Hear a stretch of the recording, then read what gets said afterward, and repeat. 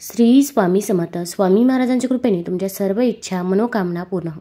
पौष महिन्यातील कृष्ण पक्षातील एकादशी तिथी 24 जानेवारीला संध्याकाळी 7:25 सुरू होईल, तर 25 जानेवारीला रात्री 8:31 एकादशीची तिथी असेल. 25 जानेवारीलाच आपल्याला षट्टिला एकादशीचे व्रत करायचे आहे. या दिवशी चंद्र आणि मंगळाचा शुभ संयोग जुळून आला आहे. तसेच या दिवशी उत्तराषाढा नक्षत्र ध्रुव योग जुळून येत आहे. या शुभ योगात दान केल्याने पुण्यफळ मिळतं. षट्टिला एकादशीचे महत्त्व पौराणिक कथांशी जोडण्यात आले आहे. हिरण्यकश्यपने भक्त प्रल्हादावर केलेल्या अत्याचारामुळे भगवान विष्णू क्रोधित झाले. त्यांच्या क्रोधाच्या घामामुळे पृथ्वीवर तिळाचा जन्म झाला असे म्हटले जाते. त्यामुळे हिंदू धर्मात तीळ पवित्र मानण्यात आले आहे. षट्टिला एकादशीला तिळाचे विशेष महत्त्व आहे. पद्मपुराणामध्ये षट्टिला एकादशीचे महत्त्व सांगितले आहे. षट्टिला एकादशीला भगवान विष्णूंची पूजा करून त्यांना तिळाचा नैवेद्य दाखवला जातो. या दिवशी तिळाचे दान केल्याने पापांपासून मुक्ती मिळते अशी मान्यता आहे. षट्टिला एकादशीचे व्रत ज्या व्यक्तीने केले आहे त्यांनी तिळाने स्नान, दान, तर्पण आणि पूजा करायला हवी. या दिवशी तिळाचा अनेक प्रकारे उपयोग केला जातो, म्हणून या एकादशीला षट्टिला एकादशी म्हणतात. पुराणात असे सांगितले आहे की जितके तीळ तुम्ही या दिवशी दान कराल तेवढ्या पापातून तुम्हाला नक्कीच मुक्ती मिळेल. आता या दिवशी आपल्याला काही उपाय देखील करायचे आहे. भरपूर वेळा आपल्या आयुष्यामध्ये अनेक अडचणी, अडथळे, संकटे असतात आणि ते काही संपायचं नाव घेत नाही. आता संकट येणारच नाही असं तर होणार नाही, पण आपण संकटाचा वेग मात्र नक्कीच कमी करू शकतो. तसेच आपण मेहनत तर घेत असतो, पण मेहनतीचे देखील आपल्याला पाहिजे तसे फळ हे काही केल्या मिळत नाही.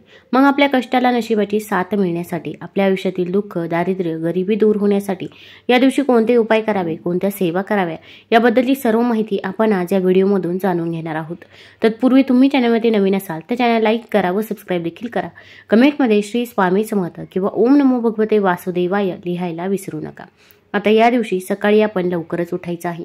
अगदी तुम्ही ब्रह्ममुहूर्तावरती उठलं तरी पण चालेल. ब्रह्ममुहूर्तावरती आपण जी काही पूजा करतो, सेवा करतो, त्या सेवेचे आपल्याला अगणित फळ मिळत असते, कारण की त्या वेळेमध्ये वातावरणामध्ये देखील शांतता असते. आता या दिवशी आपण अंघोळ झाल्यानंतर आपण पिवळ्या किंवा लाल रंगाचे वस्त्र परिधान करायचे आहे. या दिवशी उंबरठ्याचं लेपन करायचं आहे. हळद घ्यायची आहे, त्यामध्ये गोमूत्र टाकायचं आहे आणि त्याने उंबरठ्याचं लेपन करायचं आहे. उंबरठ्याच्या मधोमध स्वस्तिक काढायचं आहे. स्वस्तिक हे शुभतेचं आणि मांगल्याचं प्रतीक समजलं जातं. जिथे स्वस्तिक काढलं जातं तिथे नेहमी शुभ कार्यही होत असतात. तसेच आंब्याच्या पानांचं तोरण मुख्य दरवाजावरती लावावं. आता आपल्या दरवाजावरती शुभ लाभचं स्टिकर असेल तरी पण या दिवशी आपण कुंकू घ्यायचं आहे. कुंकवामध्ये गुलाबजल किंवा गंगाजल टाकायचं आहे आणि त्या कुंकवाने आपल्या मुख्य दरवाजावरती शुभ लाभ लिहायचा आहे. अगदी दोन्ही साईडनं लिहिलं तरी पण चालेल. यामुळे देखील आपल्या घरामध्ये नेहमी शुभ कार्य ही होत असतात. आपल्या घरावरती कोणतंही संकट, विघ्न हे येत नाही. तसेच आंब्याच्या पानांचं तोरण जर तुम्ही दरवाजावरती लावणार असाल तर प्रत्येक आंब्याच्या पानावरती आपण स्वस्तिक हे आवर्जून काढायचंच आहे. आता आपल्याला भगवान विष्णूंची पूजा करायची आहे. प्रत्येकाच्या घरामध्ये भगवान विष्णूंचा फोटो असेल असे नाही, पण प्रत्येकाच्या घरामध्ये बाळकृष्णाची मूर्ती ही असतेच. तर आपण सर्वात प्रथम देवघरामध्ये एक दिवा प्रज्वलित करायचा आहे. आपण एक प्लेट घ्यायची आहे. प्लेटमध्ये अखंड तांदूळ टाकायचे आहे. तांदळावरती हळदी कुंकू अर्पण करावं. त्यानंतर मातीची पंती घ्यायची आहे किंवा कणकेचा दिवा घ्यायचा आहे. आता या दिव्यामध्ये आपल्याला या दिवशी आपण थोडेसे काळे तीळ टाकायचे आहे. अगदी 11 काळे तीळ टाकावे. थोडंसं मोहरीचं तेल किंवा तिळाचं तेल टाकायचं आहे. आपण जी वात टाकणार आहोत त्या वातीला देखील आपण हळदी कुंकू लावायचं आहे.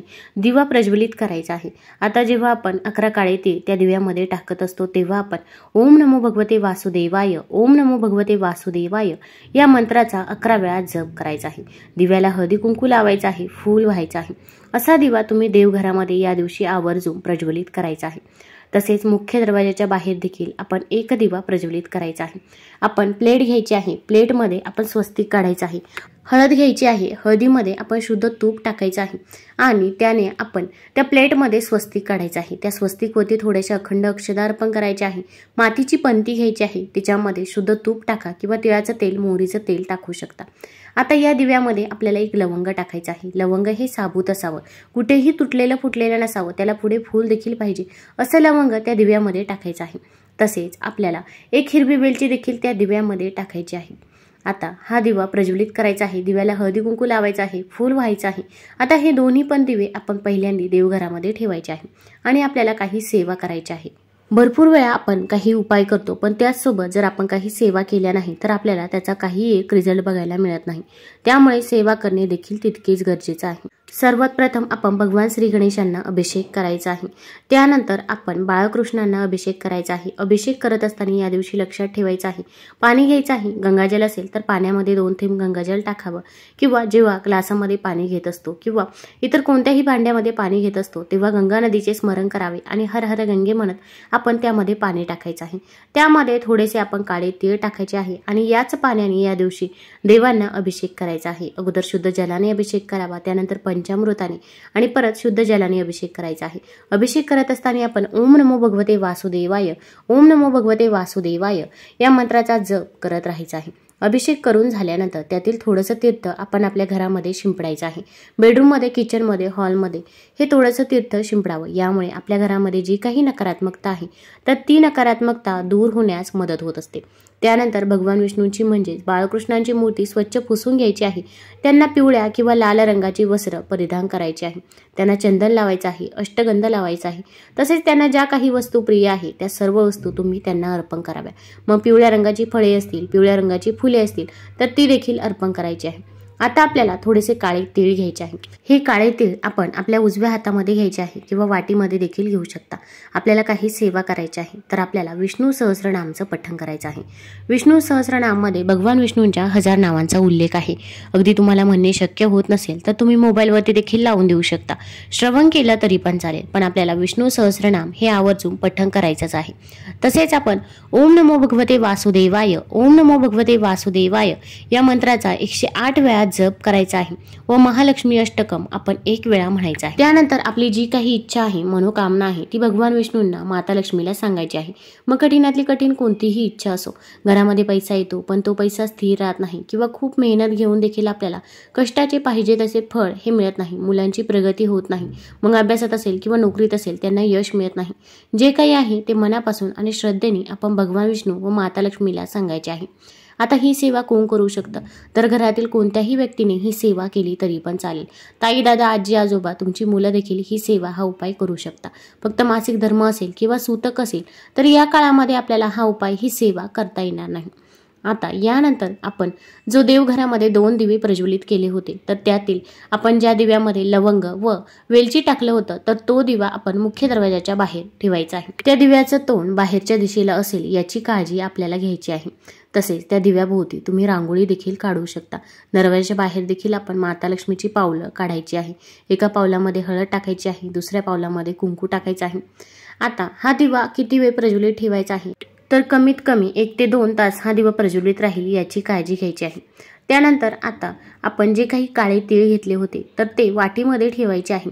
आपण एक काळ्या रंगाचं कापड घ्यायचं, अगदी हाता एवढं छोटंसं काळ्या रंगाचं कापड घेतलं तरी पण चालेल। त्यामध्ये आपल्याला हे काळे तीळ टाकायचे आहे आणि याची पोटली बनवायची आहे।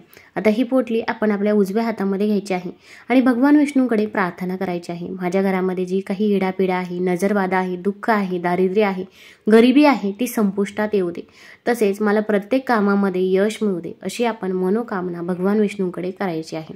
त्यानंतर ही पोटली आपण आपल्या मुख्य दरवाजाच्या आतमधल्या साईडने लावायची आहे। आता ही पोटली किती दिवस राहून द्यायची आहे तर 8 दिवस ही पोटली तुम्ही तशीच राहून द्या, की ज्यामुळे आपल्या घरामध्ये जी काही नकारात्मक ऊर्जा आहे तर ती नकारात्मक ऊर्जा या पोटलीमध्ये समावली जाईल। त्यानंतर आता 8 दिवस झाल्यानंतर ही पोटली वाहत्या पाण्यामध्ये प्रवाहित केली तरी पण चालेल। तसेच या दिवशी आपल्याला मंदिरामध्ये जाणे शक्य असेल तर आवर्जून जवळपास मंदिरामध्ये आपण भगवान विष्णूंना किंवा बाळकृष्णांना किंवा विठ्ठलाला काळे तीळ आवर्जून अर्पण करायचे आहे। यामुळे देखील आपली कितीही कठीण इच्छा पूर्ण होत असते। तुम्हाला जर हा व्हिडिओ आवडला असेल तर चॅनल लाईक करा, सबस्क्राईब करा। धन्यवाद।